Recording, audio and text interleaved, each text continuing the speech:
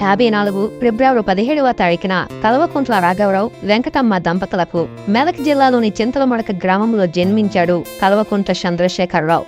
ఆ పేరే నేడు కేసీఆర్ అన్న 3 అక్షరాలతో తెలంగాణ సింహమై విరాజిల్లుతుంది.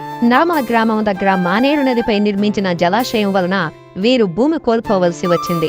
ఆ కోల్పోయిన భూమికి తగిన పరిహారం తీసుకుని చింతలమడక వచ్చి స్థిరపడ్డాడు. కేసీఆర్ ప్రాథమిక విద్య చదువుతున్నప్పటి నుంచే ఎన్టీఆర్ అంటే పిచ్చి అభిమానం ఉండేది. ప్రాథమిక విద్యాభ్యాసం అయిపోయాక హైస్కూల్ విద్యాభ్యాసం చదవడం కోసం సిద్దిపేట వచ్చేవాడు. హైస్కూల్లో చదువుతున్నప్పుడే కేసీఆర్ నాయకత్వ లక్షణాలు అలవర్చుకున్నాడు. అదే సమయంలో అంటే హైస్కూల్లో చదువుతున్నప్పుడే తన 14వ ఏట అంటే 1969 ఏప్రిల్ 23న శోభ అనే ఆమెతో వివాహం జరిపించాడు. వివాహం అయ్యాక సిద్దిపేటలోనే ఎంటర్ చేశాడు. ఆ తర్వాత సిద్దిపేటలో ఉన్న డిగ్రీ కాలేజీలో చరిత్ర, రాజనీతి శాస్త్రం, తెలుగు సాహిత్యం సబ్జెక్టులు తీసి బిఏ పూర్తి చేశాడు. ఇంటర్ పూర్తయ్యే నాటికే సంజయ్ గాంధీ స్థాపించిన యూత్ కాంగ్రెస్ లో చేరాడు. డిగ్రీ చదువుతున్నప్పుడు విద్యార్థి నాయకుడిగా ఉండేవాడు. ఒకసారి విద్యార్థి సంఘం అధ్యక్ష పదవికి పోటీ కూడా చేసి ఓడిపోయాడు. అయితే తన నాయకత్వ పటిమను విద్యార్థి రాజకీయాలతోనే కాకుండా బయట రాజకీయాలలో కూడా పాలు పంచుకోవాలని ప్రణాళికలు రచించుకున్నాడు. ఆ దిశగా ప్రయత్నాలు చేస్తున్నప్పుడు తెలంగాణ సాధన కోసం పోరాటం చేసుకున్న అనంతల మదన్ మోహన్ గారి దగ్గర రాజకీయ శిష్యరికం చేయాలని నిర్ణయించుకున్నాడు. ఆయన అప్పటికి కాంగ్రెస్ పార్టీలో ఎమ్మెల్యేగా పనిచేస్తున్నారు. ఆ విధంగా డిగ్రీ అవగానే మదన్ మోహన్ గారి దగ్గర పూర్తి స్థాయి శిష్యుడిగా చేరిపోయాడు. ఆయన దగ్గర చేరిన తర్వాతే కేసీఆర్ కి తెలంగాణ ఉద్యమం నరనరానా జీర్ణించుకుపోయింది. ఆ తర్వాత ఓయూలో చేరి ఎంఏ చేశాడు. రాజకీయాలలో చేరిన నాటికి కేసీఆర్ కు 1976 జూలై 24న కొడుకు జన్మించాడు. అప్పటికి ఎన్టీఆర్ మీద వేరే అభిమానంతో కొడుకుకు తారక రామారావు అనే నామకరణం చేశాడు.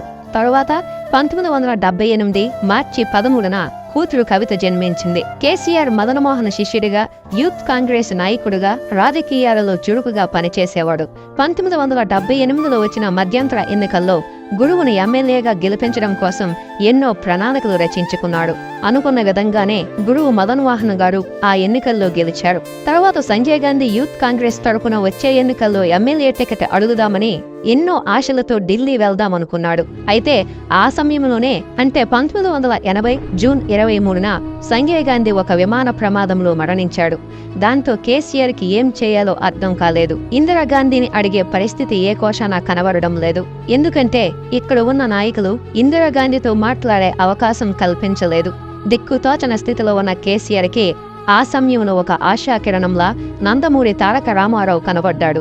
ఎన్టీఆర్ 82లో తెలుగుదేశం పార్టీ స్థాపించాడు. సుమారు 13 సంవత్సరాలు కాంగ్రెస్ లో ఉన్న కేసీఆర్ కాంగ్రెస్ పార్టీ సభ్యత్వానికి రాజీనామా చేసి తెలుగుదేశం పార్టీలో చేరాడు. సామాజిక అంశాలపై కేసీఆర్ కు ఉన్న పట్టుదల చూసి ముగ్ధుడైన ఎన్టీఆర్ 1983లో సిద్దిపేట నియోజకవర్గ ఎమ్మెల్యే టికెట్ కేసీఆర్ కి ఇచ్చాడు. అయితే ఆ ఎన్నికల్లో తన రాజకీయ గురువు మదన్ మోహన్ గారిపైనే పోటీ చేయాల్సి వచ్చింది. దానికి కొంచెం బాధ అనిపించినా రాజకీయాలలో సెంటిమెంట్ కి తావుండదు గనక గురువుపై పోటీ చేశాడు.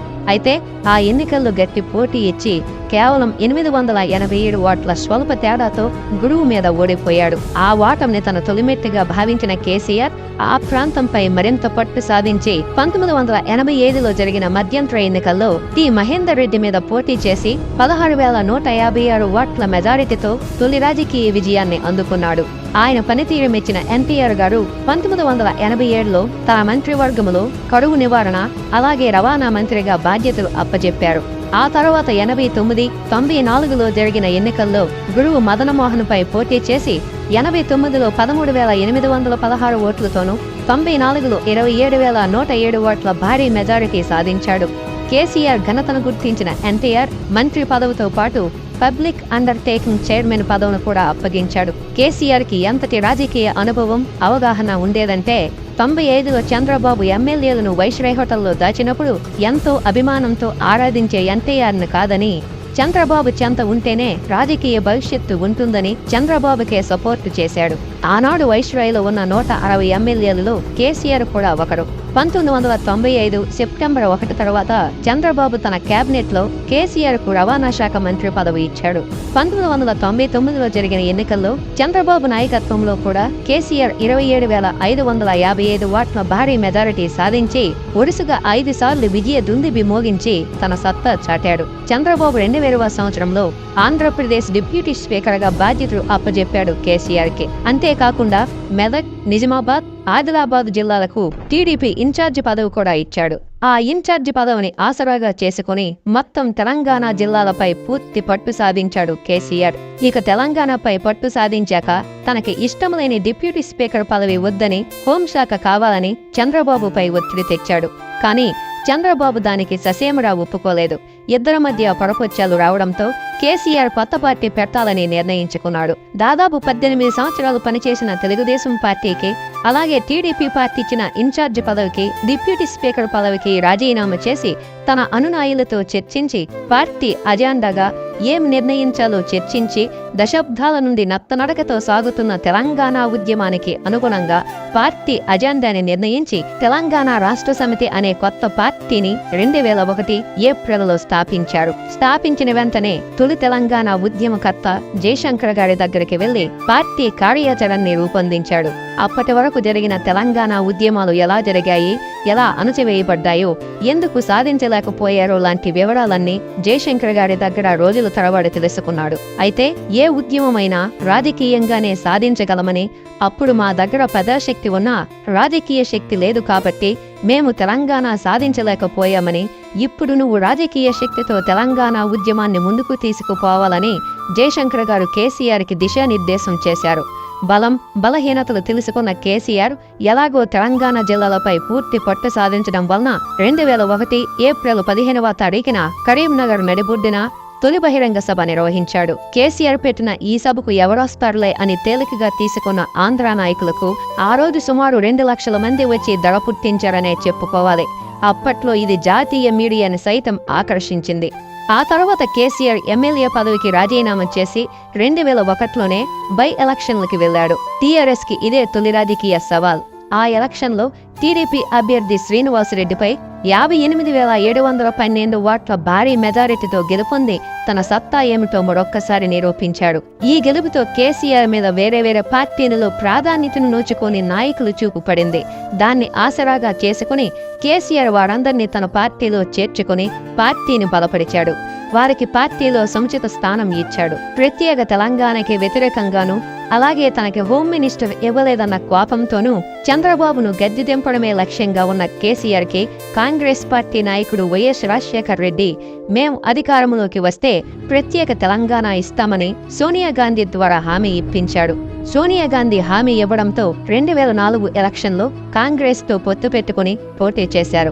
ఆ ఎలక్షన్లో టీఆర్ఎస్ కి 26 అసెంబ్లీ స్థానాలు, 5 లోక్సభ స్థానాలు వచ్చాయి. ఆంధ్రప్రదేశ్లో 3వ ప్రధాన రాజకీయ పార్టీగా అవతరించింది. అంతేకాకుండా యూపీఏ ప్రభుత్వానికి సపోర్ట్ చేసినందుకు ఎంపీలుగా ఉన్న కేసీఆర్కు, ఆలే నరేంద్రకు కేంద్ర మంత్రి పదవులు దక్కాయి. ఇలా కొన్నాళ్లు సాగాక అసలు కాంగ్రెస్ ప్రభుత్వం ప్రత్యేక తెలంగాణ ఊసి ఎత్తలేదు. కేసీఆర్ ఆ ఊసి ఎత్తిన ప్రతిసారి వైఎస్ తో పాటు మరికొంతమంది నాయకులు ముఖతోడు బిగిస్తుండటంతో కోపగించిన కేసీఆర్ ఎంపీ పదవికి, కేంద్ర మంత్రి పదవికి రాజీనామా చేసి బై ఎలక్షన్లకి వెళ్లాడు.